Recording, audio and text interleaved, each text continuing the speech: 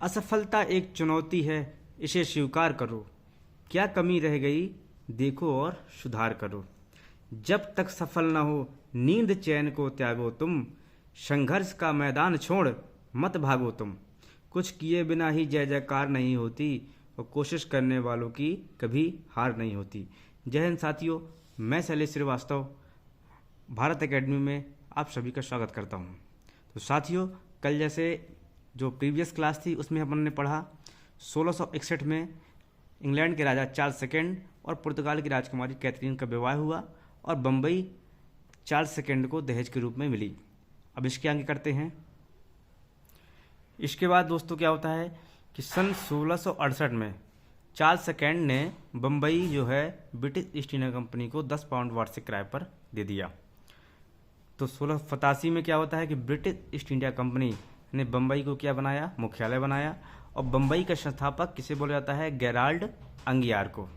तो प्रश्न आएगा कि बम्बई का संस्थापक किसे कहते हैं, तो उत्तर हो जाएगा गेराल्ड अंगियार। फिर 1698 में बंगाल के सूबेदार थे अजीम शान।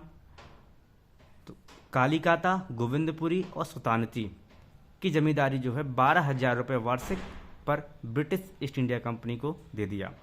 तो 1698 में बंगाल के सूबेदार अजीम शान ने 12,000 रुपये वार्षिक दर पर अंग्रेजी सरकार को कालीकाता, गोविंदपुर और सुल्तानती जो है दे दिया।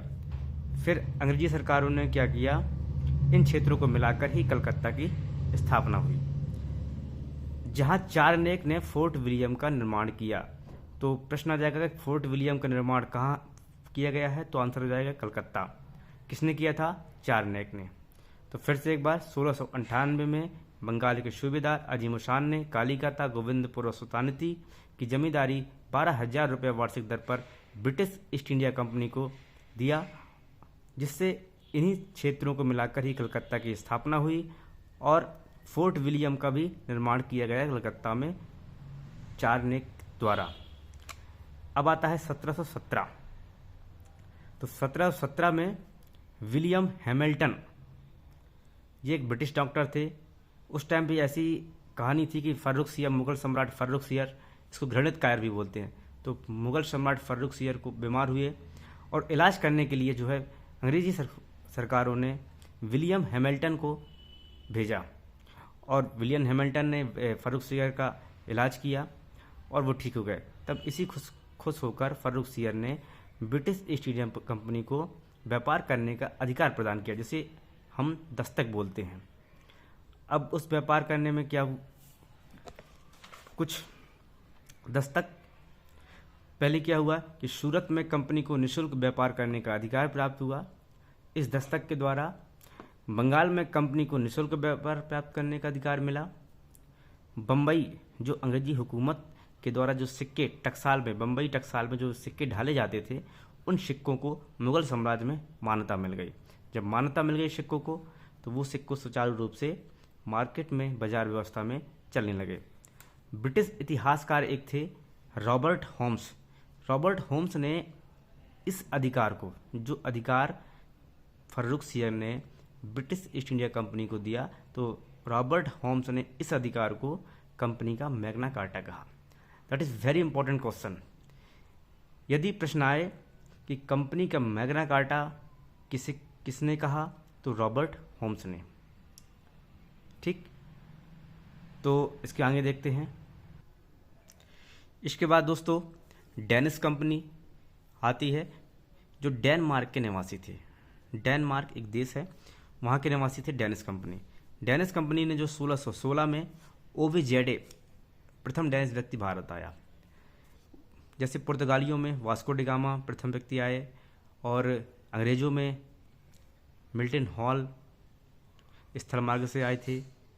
फिर ऐसे 1616 में ओविजेडे, ये प्रथम डेनिश व्यक्ति जो भारत आया, और 1616 में ही डैन ईस्ट इंडिया कंपनी की स्थापना होती है।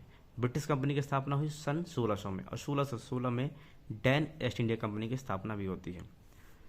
इसके बाद 1620 में प्रथम व्यापारिक कोठी त्रंकोबार, ये तमिलनाडु में पड़ता है।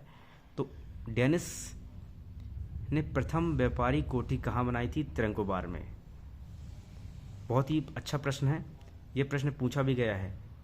तो जैसे प्रश्न आता है कि डेनिस ने प्रथम व्यापारिक कोठी अपनी कहाँ बनाई, तो त्रिंकोबार तमिलनाडु में। कब बनाई, 1620 में। इसके बाद डेनिस 1676 में बंगाल सीतारामपुर में फैक्ट्री की स्थापना करते हैं। अब डेनिस कंपनी इतनी प्रभावपूर्ण नहीं थी, न इनका स्थापत्य इतना भारत में जो है वर्चस्व हुआ। क्या रीजन क्या थे? डेनमार्क जो कंपनी थी वो पुर्तगाल, ब्रिटिश और डचों की अपेक्षा कमज़ोर थे, अतः वे भारत में इनके समक्ष प्रतिस्पर्धा नहीं कर पाए। परिणाम स्वरूप इन्होंने धीरे धीरे अपने सभी व्यापारिक केंद्रों को अंग्रेजों को बेच दिया। तो डेनिस में इतने ही हैं। एक बार फिर से रिकॉल करते हैं। डेनिस डेनमार्क के निवासी थे। 1616 में ओवेजेडे नाम के प्रथम व्यक्ति, डेनिस व्यक्ति भारत आते हैं। डैन और 1616 में ही डैन ईस्ट इंडिया कंपनी की स्थापना होती है। और 1620 में प्रथम व्यापारिक कोठी त्रिंकोबार में तमिलनाडु में प्रथम व्यापारिक कोठी लगाते हैं।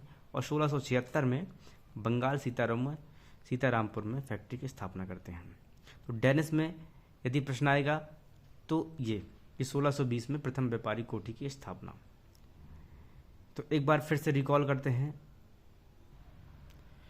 हाँ दोस्तों, मैं बता दूं आप लोगों से कि ये क्लासेस यदि आप देखते हैं तो समझ लीजिए कि इतिहास आपका जो फैक्चुअल डाटा है ये वनडे एग्ज़ाम, एमपीपीएससी प्रीलिम्स के लिए बहुत ही इम्पोर्टेंट है। मैं गारंटी देता हूँ कि ये क्लास आपके लिए रामबाण रहेगी। इससे प्रश्न जो है बाहर जाने की बिल्कुल ना की संभावना है, जाना ही नहीं है।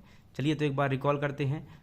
तो ब्रिटिश, जैसे ही हमने प्रीवियस क्लास में बताया ब्रिटिश के बारे में, उनका 1600 में कंपनी की स्थापना, फिर 1608 में, इसके बाद ऐसे ही 1661 में पढ़ा था लास्ट कि जेम्स सेकेंड और कैथरीन का विवाह होता है। फिर इसके बाद 1668 में जो है चार्ल्स सेकेंड ने Bombay British east India company को 10 पाउंड वार्षिक किराए पर दिया। और 1687 में ब्रिटिश ईस्ट इंडिया कंपनी ने बम्बई को अपना मुख्यालय बनाया। जैसे आ जाए तो बम्बई का संस्थापक कौन था दोस्तों, तो गेराल्ड आंगियार। तो 1698 में बंगाल के एक सूबेदार थे अजीम शान ने कालीघाटा गोविंदपुर सुल्तानती की जमींदारी व्यवस्था ये 12,000 रुपये वार्षिक दर पर अंग्रेजी हुकूमत को दे दिया।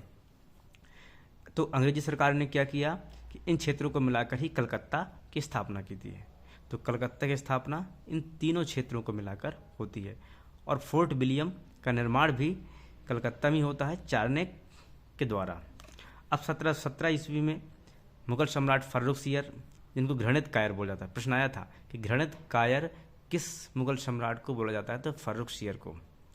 जब मेडाइवल पढ़ेंगे तब अच्छे से इनका अध्ययन करेंगे। तो फर्रुखसियर बीमार हो जाते हैं, तभी अंग्रेजी सरकार ने यानी ब्रिटिश ईस्ट इंडिया कंपनी ने विलियम हैमिल्टन, एक ब्रिटिश डॉक्टर था, इसको भेजा किसके इलाज करने के लिए, फर्रुखसियर के इलाज करने के लिए भेजते हैं। और इलाज करता है और वो ठीक हो जाता है। तो फर्रुखसियर ने जो है ब्रिटिश ईस्ट इंडिया कंपनी को व्यापार करने के लिए एक दस्तक प्रदान करते हैं, जिसको दस्तक बोला गया, मतलब अनुमति दे देते हैं। जिसमें दस्तक में क्या रहता है कि सूरत में कंपनी के निःशुल्क व्यापार करने का अधिकार मिल जाता है अंग्रेजों को। बंगाल में कंपनी के लिए निःशुल्क व्यापार मिल जाता है, तो सूरत में मिल जाता है और बंगाल में मिल जाता है। और बम्बई में जो है वो बम्बई यानी टकसाल में, बम्बई टकसाल वही एरिया कहलाता है, जो सिक्के ढालते थे अंग्रेज, उनको भी मुगल साम्राज्य में मान्यता मिल जाती है। तो वो सिक्के सुचारू रूप से बाजार व्यवस्था में चलने लगते हैं। और ब्रिटिश इतिहासकार रॉबर्ट होम्स ने इस अधिकार को कंपनी का मैग्ना कार्टा कहा है।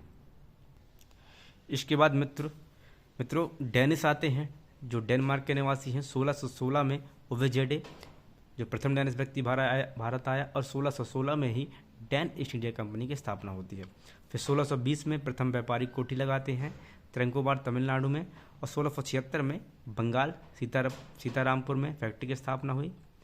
तो ये दोस्तों आज का डेनिश कंप्लीट है। कल हम चालू करेंगे फ्रांसीसी, और उसके बाद जो है हम क्या करेंगे कि पूरी मतलब जितनी भी कंपनियां आई हैं उनके सारी के व्यापारिक कोठियां, कंपनियों की स्थापना, सब एक साथ करवाएंगे। ठीक है दोस्तों, तो आज के लिए इतना ही। जय हिंद।